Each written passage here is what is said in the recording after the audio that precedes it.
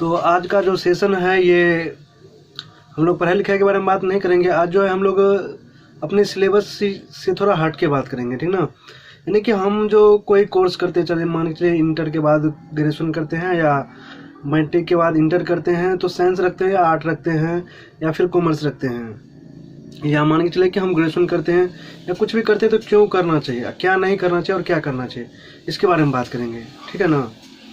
तो सबसे बड़ी बात तो ये है कि मान के चलिए कि हम इंटर रखते हैं, इंटर में जब आते हैं तो वहाँ पर हम साइंस रखते हैं, और साइंस से पढ़ाई करने के बाद फिर ग्रेजुएशन में जाने के बाद हम आर्ट्स रख लेते हैं, और आर्ट्स रखने के बाद हम फिर क्या करते हैं, जनरल तैयारी करते हैं, ठीक ना।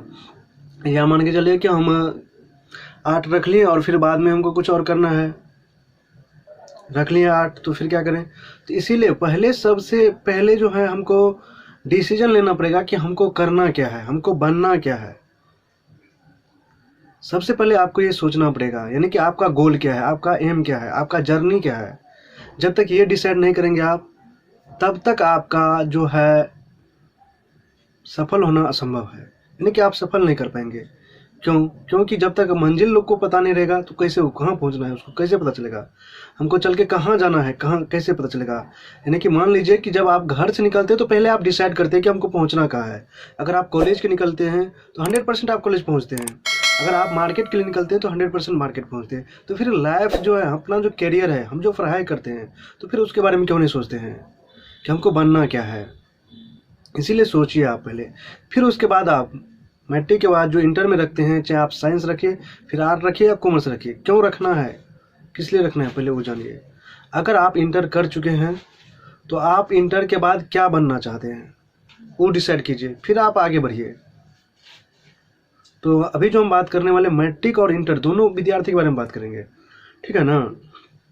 तो चलिए, मान के चलिए कोई बच्चा इंटर कर लिया है और उसको आगे अब जो है इंजीनियरिंग करना है, तो आपके लिए साइंस अच्छा है। अगर आपको मान के चलिए बैंकिंग जाना है या बिजनेस लाइन में जाना है तो आपके लिए कॉमर्स है। अगर आप कंपटीशन का तैयारी करना चाहते हैं, जनरल कंपटीशन करना चाहते हैं, तो फिर आपके लिए आर्ट्स पेपर चाहिए। तो इसीलिए आप पहले डिसाइड कीजिए कि आपको बनना क्या है, इंजीनियरिंग करना है या डॉक्टरी करना है, या आपको मेडिकल क्षेत्र में जाना है, या मान के चलिए आपको गवर्नमेंट जॉब की तैयारी करनी है। तो आप पहले डिसाइड कीजिए, फिर आप आगे बढ़िए।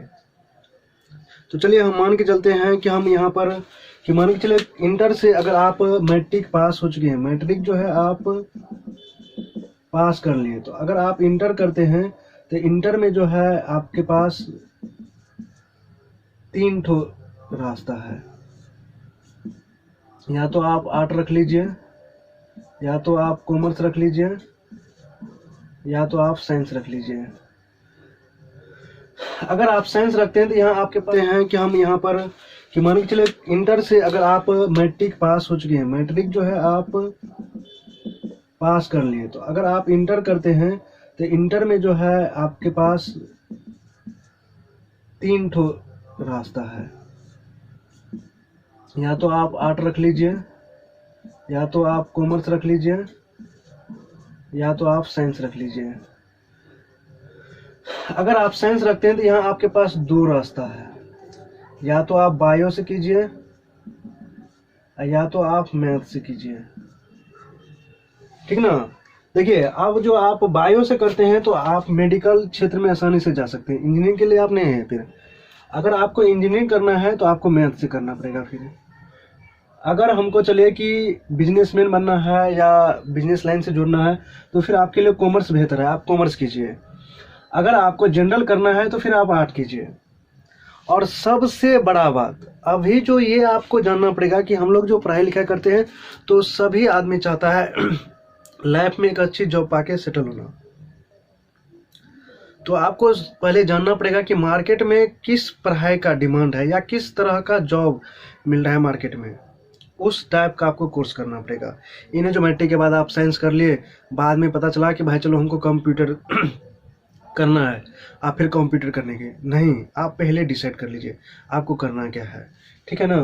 तो चलिए तो 8 अगर आप रखते हैं तो आप जो है जनरल तैयारी करते हैं तो 8 बेहतर है।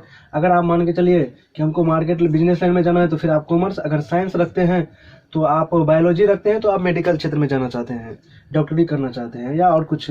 अगर आप मैथ रखते हैं तो मैथ से आप इंजीनियरिंग और भी सारा फील्ड है, लेकिन इसीलिए मैं कह रहा हूँ कि पहले आप डिसाइड कर लीजिए। और सबसे बड़ा बात, अगर आप चाहते हैं कि हम इंटर के बाद जॉब कर ले, इंटर के बाद जॉब कर ले, तो आप मैट्रिक से बेहतर है कि आप IIT कीजिए, ठीक ना। IIT कीजिए, IIT करने के डबल फायदे हैं। सबसे बड़ा फायदा तो ये है कि आपको ये डिप्लोमा हो गया,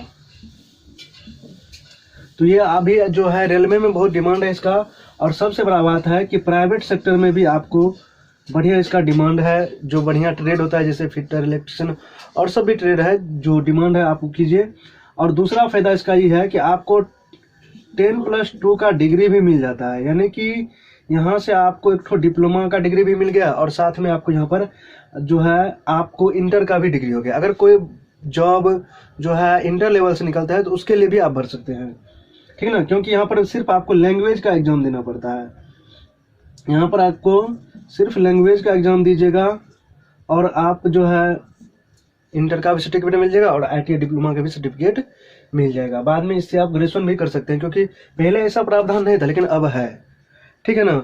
अगर मान के चलिए किसी को टीचर बनना है, आप टीचर बनना है तो आपको जानना पड़ेगा पहले कि टीचर में किस सब्जेक्ट के टीचर का ज़्यादा डिमांड है मार्केट में, ठीक है ना। तो उस सब्जेक्ट से आपको क्या करना पड़ेगा, पहले इंटर करना पड़ेगा। और इंटर करने के बाद अभी 2 ऑप्शन है, या तो आप ग्रेजुएशन करने के बाद B.Ed कीजिए या इंटर पर से B.Ed कीजिए। तो मेरे ख्याल से अभी तो बेहतर तरीका है कि आप इंटर से ही कीजिए, क्योंकि इंटर करने के बाद अगर आप करते हैं B.Ed तो आपको 4 साल में कंप्लीट हो जाता है, यानी कि 3 साल का ग्रेजुएशन हुआ और 2 साल का B.Ed, 5 साल का कोर्स है। लेकिन आपको इंटर पर से करते हैं तो 4 साल में ही हो जाता है। लेकिन आप अगर ग्रेजुएशन करने के बाद करते हो तो आपका 3 साल ग्रेजुएशन में जाएगा और 2 साल B.Ed, यानी कि 5 साल आपका जाएगा, तो 1 साल का बचत है। तो आप B.Ed कर सकते हैं। तो पहले आप डिसाइड कीजिए कि आपको करना क्या है, तो और उसके बाद जो है आपको पछताने की कोई ज़रूरत नहीं है, ठीक है ना। तो आप पहले डिसाइड कर लीजिए और फिर उसके बाद आगे बढ़िए, ठीक है। तो चलिए आगे बात हम नेक्स्ट